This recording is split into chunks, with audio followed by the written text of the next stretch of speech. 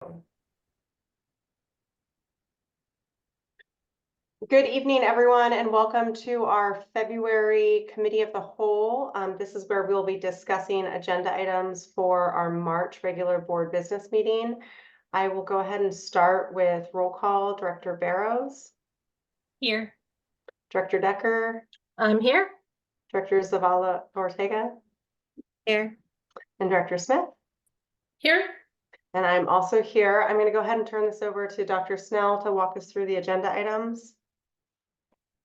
Thank you, Director Sproul. Yeah, I have a very short superintendent report, and then we do have some policies that I'll have Taylor Richmond review with you, some contracts that Brett Blechschmidt will review with you, and then some teaching and learning things that I'll review with you tonight. I just wanted to use the opportunity that we have because our budget reduction process has been very public. I want to check back in and just let people know where we're at. We talked at the February 13th meeting about the decision-making framework that we're using to guide this process, and where we are at in the process is really around exploration level and process itself, looking to a decision point on March 12th. At the February 13th board meeting, you directed me to come up with a reduction plan for your consideration. I need to have that plan in place by March 7th so that we can post it and that it can be viewed by the public before the March 12th board meeting. Prior to that time, we are going to continue to monitor the legislative session. Today, the Senate and the House released their budgets. There are some common points between them. So knowing that they have to come together to have one budget, we look to the common points first to see if there's any indicators. Unfortunately, not, as we anticipated, not a huge revenue investment by our legislature into pre-K-12 at this point. So unfortunately, we don't see the need for a plan changing, but it could be some details within the plan get adjusted based on what happens at the legislature. Now, I need to have the plan for you on March 7th. That is the final day of the legislative session as well. So we'll use hopefully what they share with us to make sure that that's reflected in the final plan that goes to you. And so we're in the midst of developing these reduction target pathways, working with Director Sproul and Director Smith as budget committee members to kind of go back and forth with those. And then looking to check in with each board member prior to the March 12th meeting so that you understand what the plan looks like, can comment on that plan and give us input and feel comfortable with what we bring forward for your consideration. We're also working with our labor leaders to clarify the contract language related to reduction in force. And if any of those labor groups want to adjust that language, we need to do that now before it happens. We're also in the process of developing supports and options for potentially affected staff. And then if you adopt the plan on March 12th, then we would go ahead and put that into implementation. And so just kind of wanted to check in. I'll do this at the study session really briefly as well next week to see if there are any comments or questions from the directors at this point.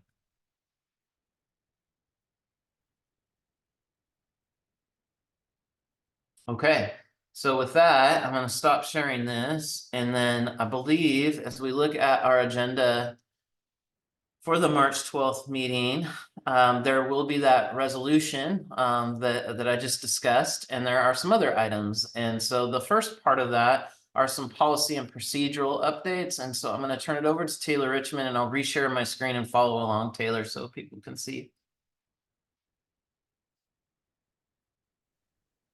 Great, thank you. So the first thing I was going to share under that item number 1, updated procedures. What we're starting this month is to include any red line updates to procedures. So we're just going to include those going forward on the committee of the whole agenda.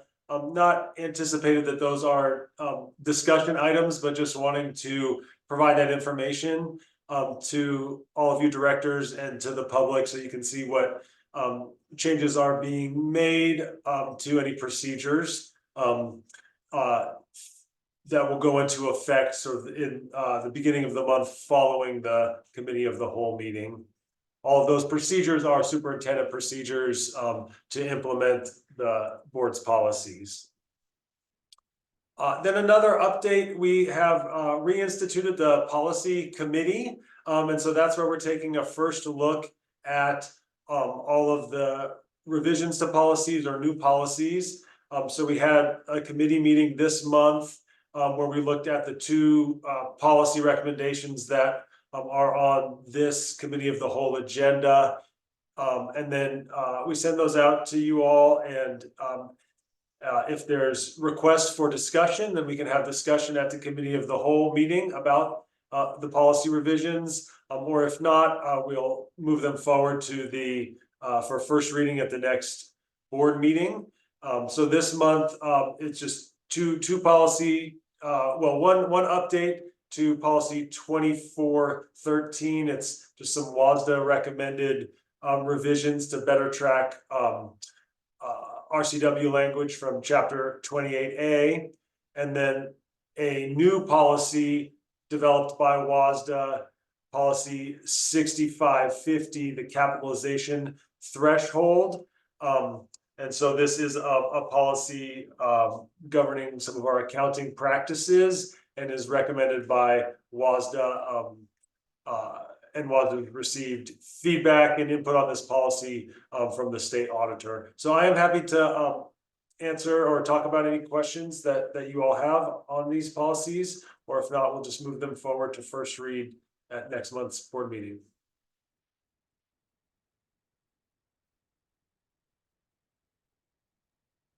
I don't have any questions. I am excited to see that we're adding this to the agenda, the updated procedures. I think that's helpful just when there are procedural changes that we see what those are.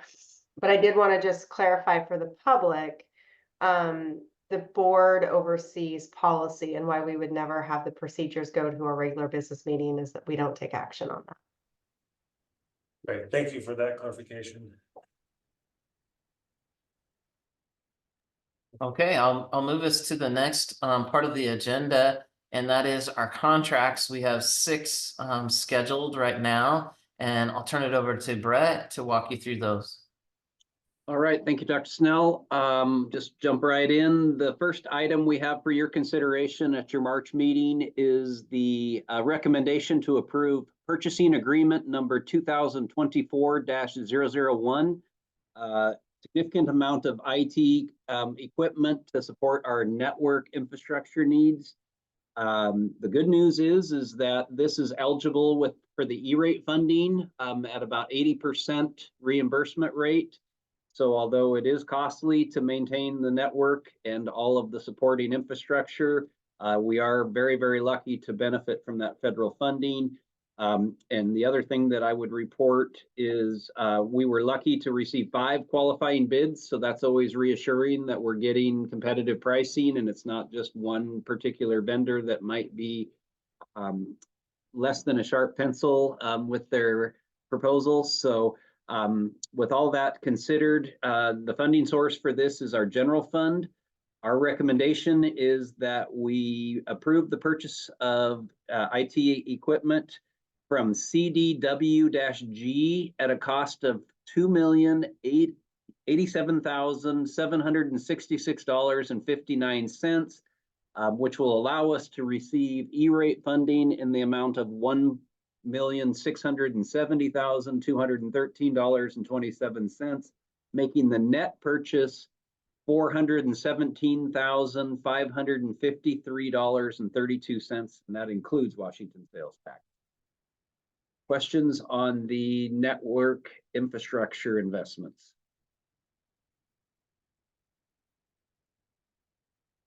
All right, then we'll move along to another IT investment, and that is the continuation of high-speed connectivity to iTech campus. As we know, it's kind of in a different physical location than the rest of our fiber traditionally connects us to.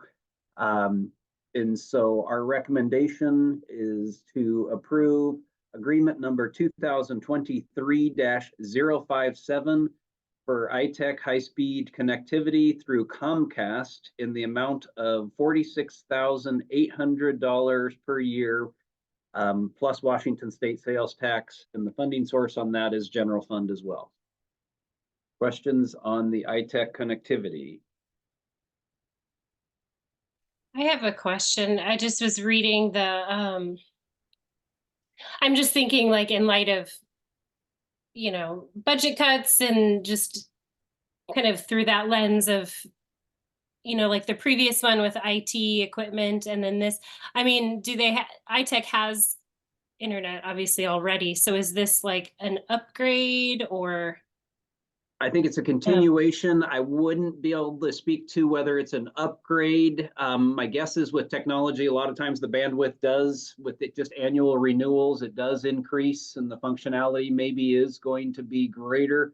But my belief is that there's more of just a continuation of that access point because again, it's outside of our normal infrastructure for connectivity. And then with the previous one, sorry, I was thinking about it. I'm just thinking it's equipment, infrastructure needs. I'm just thinking these are either equipment we don't have or that's outdated. I'm just thinking as we head into like tightening, just things that are absolutely essential versus,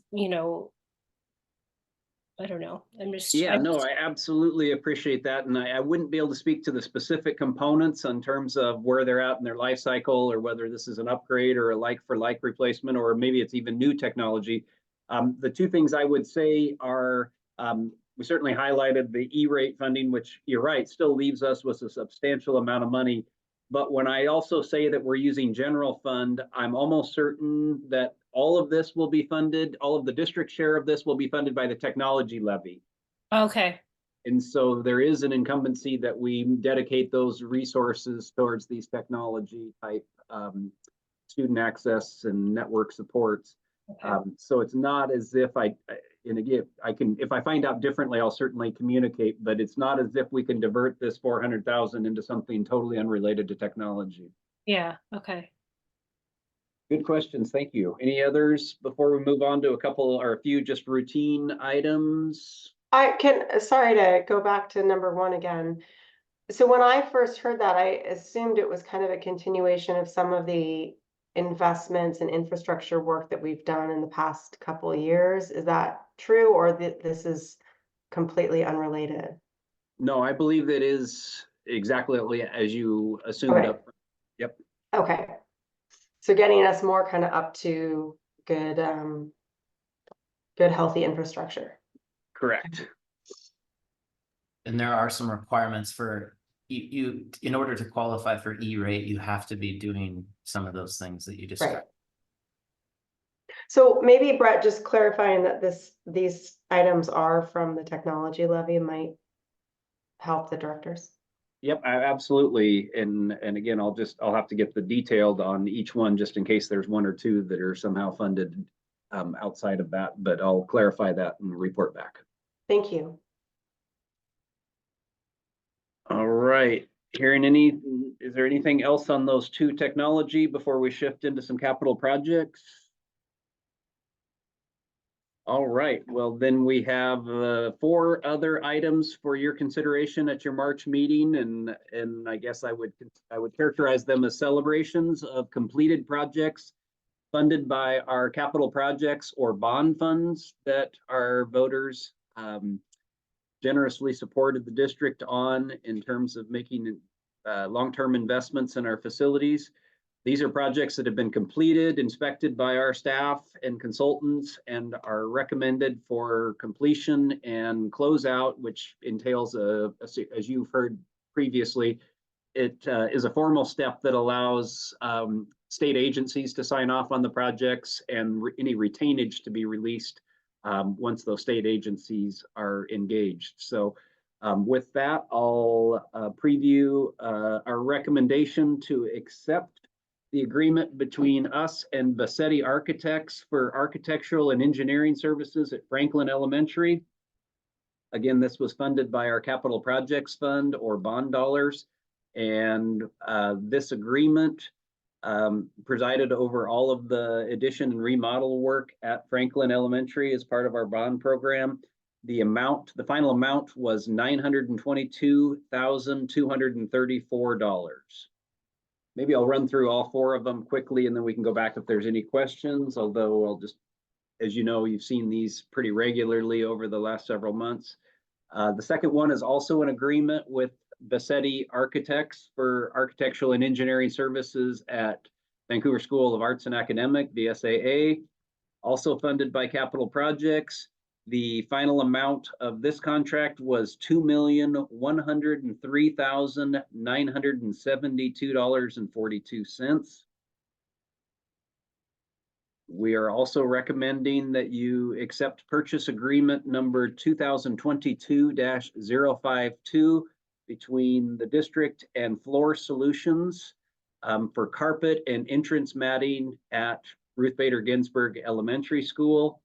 The final cost of this project was $171,765 plus Washington State sales tax, also funded by Capital Projects.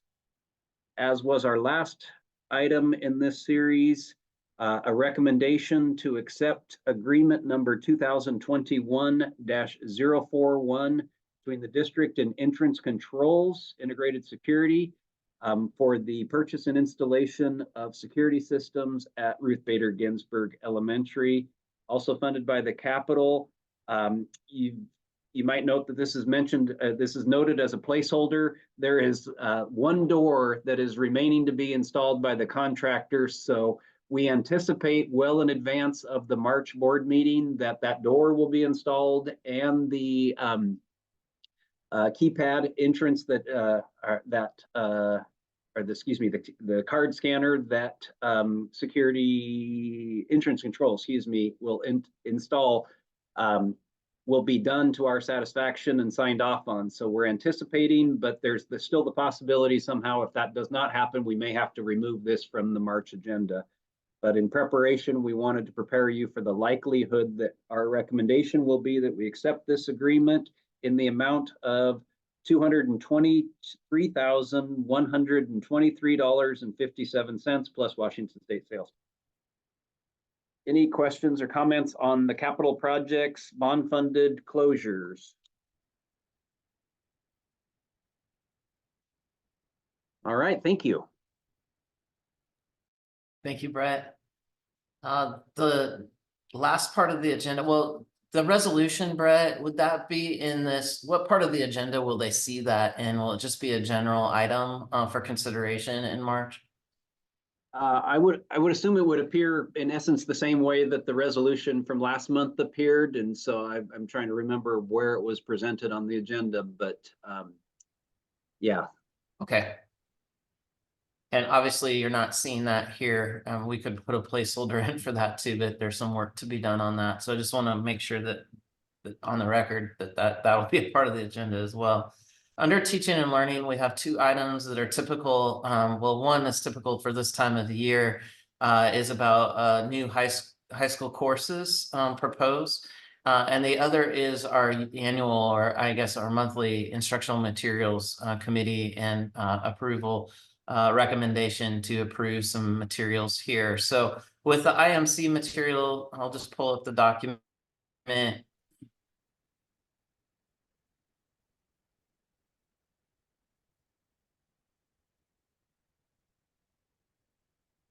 Here it is.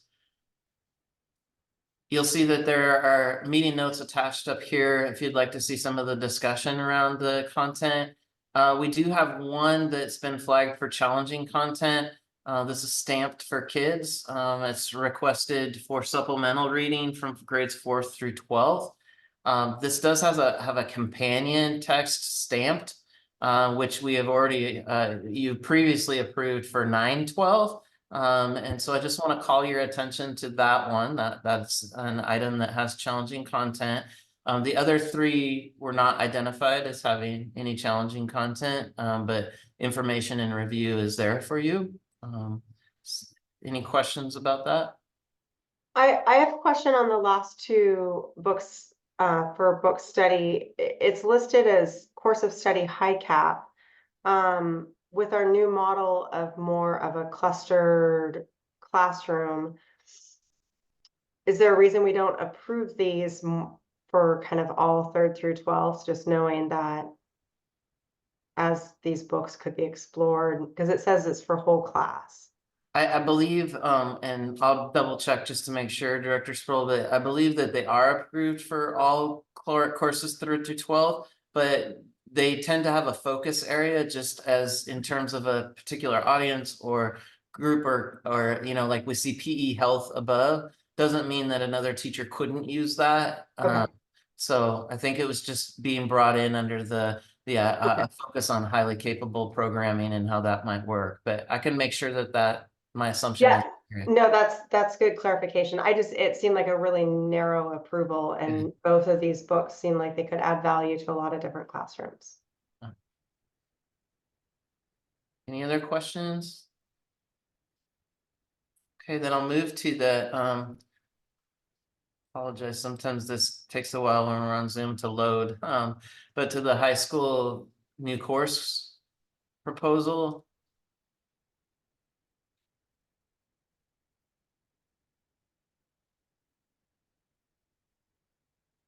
So you'll see, I wanted to highlight, there's some Core Plus Maritime courses. If you recall, the new building at Hudson's Bay, in addition to construction, was also going to host maritime courses in partnership with the port. So that's here, which is exciting.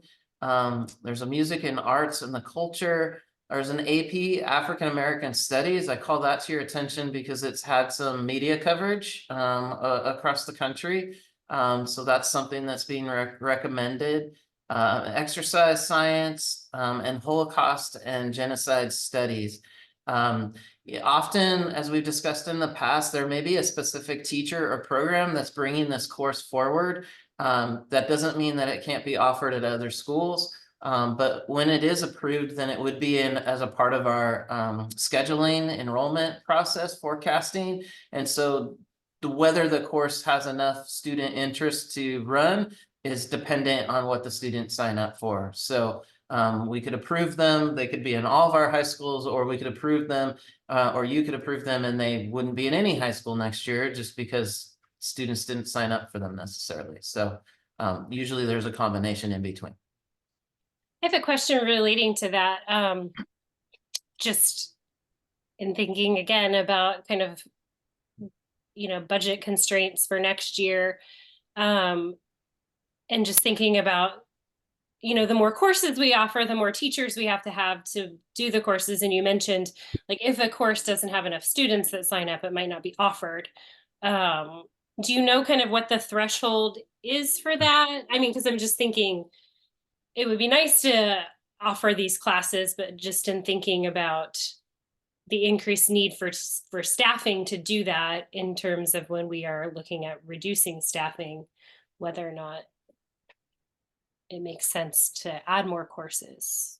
Yeah, I can speak just from experience as a high school principal building the board that what we put into the course catalog for forecasting each year, there's some courses that just don't make it. And there's also an ability to, let's say that 18 students signed up for exercise science or whatever it might be. But other students didn't get their first choice. And so there is an opportunity to look at, okay, well, there's 18 students that did request this. Let's see if we can't find other students to bring the class size up to the number that, contractually that we have at the 9th to 12th grade level, so that we're not, subsidizing one course for another because there's not enough students in it, if that makes sense. So I always liked having options in the course catalog, and then letting student choice kind of drive that.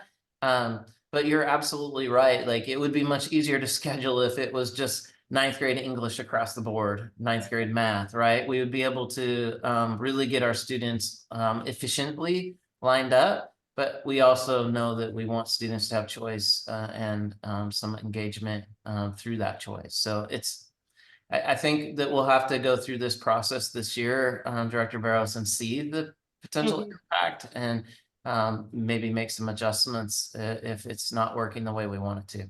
Yeah, and I noticed it says like the last couple say elective, but then like the AP African American Studies says it's a required course. Is that required? It would be meeting a required graduation. So Okay. like you would have choice about what to take. That's a great question.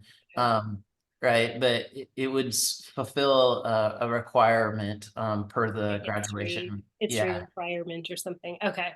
yeah. But that's a good point. Like it feels like, we might want to think about our wording on that a little bit so that it's more clear to people who are just accessing this and don't have the benefit to ask questions and things like that. And just to clarify, oh, go ahead, Wendy. Sorry, I don't have my camera on. My Wi-Fi is being problematic. So I apologize if I freeze or disappear. But I had a couple of questions too about like the maritime one, Jeff, you mentioned is going to be at Bay. That was our plan, is to have some classroom space at the new construction trades building to potentially house some of this new programming. So first of all, I'm like incredibly excited about the idea of bringing this. Like, I think this is a great idea. I think it's amazing. I think it's, I'm totally supportive of it. But my question had to do kind of along the lines of what Tracy was asking about funding. Are we anticipating like having to buy equipment in order for this class to run? Is there like, we have the space, but is there any other additional cost to adding this beyond just curriculum and textbooks? I'll make sure to get an update to the board about that. Typically in our career technical education, like it's almost like a separate funding for them, so that by adding program, they're also receiving some funding for some of the equipment and in the enhancement of that. But I'll make sure that we kind of give an overview of what that looks like so that you all feel kind of comfortable with what bringing this program online is going to look like. From a resource standpoint, from a student experience standpoint, I think it would be helpful. And then I had questions, just really quickly, along Tracy predicted some of the stuff I was gonna ask. The African American Studies, it says it's a required course. Do you know what graduation requirement it would be meeting? My assumption would be a social science credit, but I will double check and see and get that information back to the board. Okay, and then I'm assuming as well, it says 11th grade, so I would assume it would be a US history equivalent, but I know that in some other districts, they're offering English credit for it because it's like this interdisciplinary sort of class. And then the last question I had was about Holocaust and genocide studies, which is fantastic. We have a teacher at Heritage where I work that has been teaching this for the last few years, and it's been incredibly popular. Like the kids have responded really, really well to it. I'm excited to see Vancouver like offering this option too. It says it's open to grades 10, just 10. And as an elective course, I would expect it to be open to more than just one grade. Yeah. And I would encourage us to maybe consider offering, since it's an elective and we're not looking at like a world history or US history equivalency, like it would be nice to have it open to more students. Great catch. Thank you. And I just wanted to clarify for people that might be watching this, that adding courses doesn't necessitate adding FTE.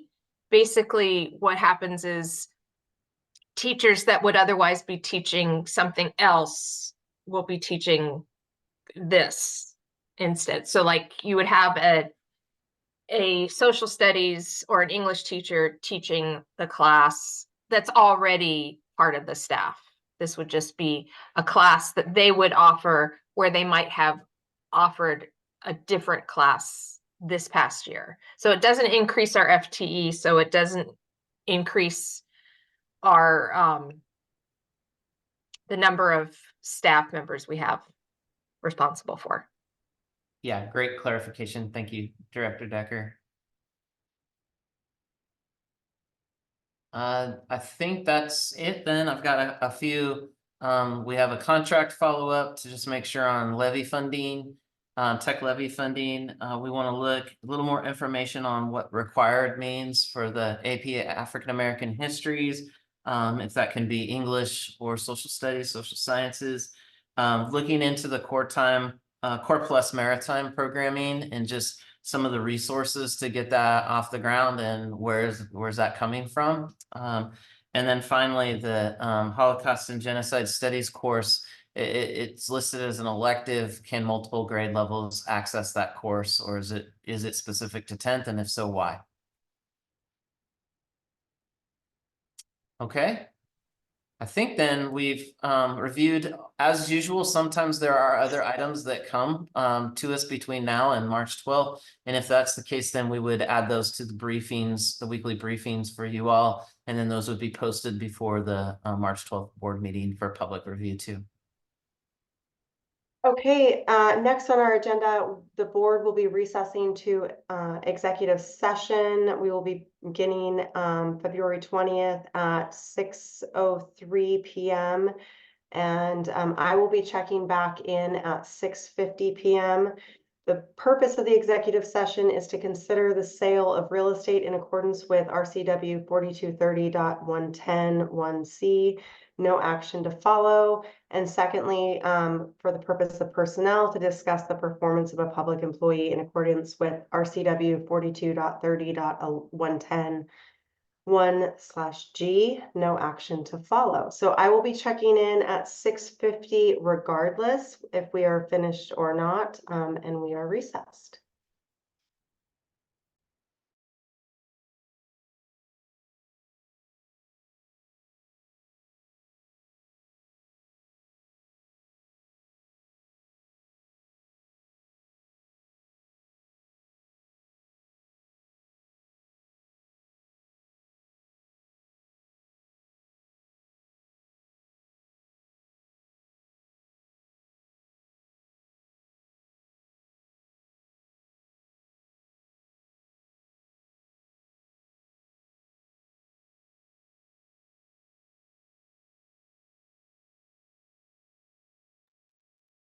Good evening. I am back just to report that our executive session concluded at 6:50 p.m. Again, there was no action to follow. Our meeting is concluded. Thank you so much.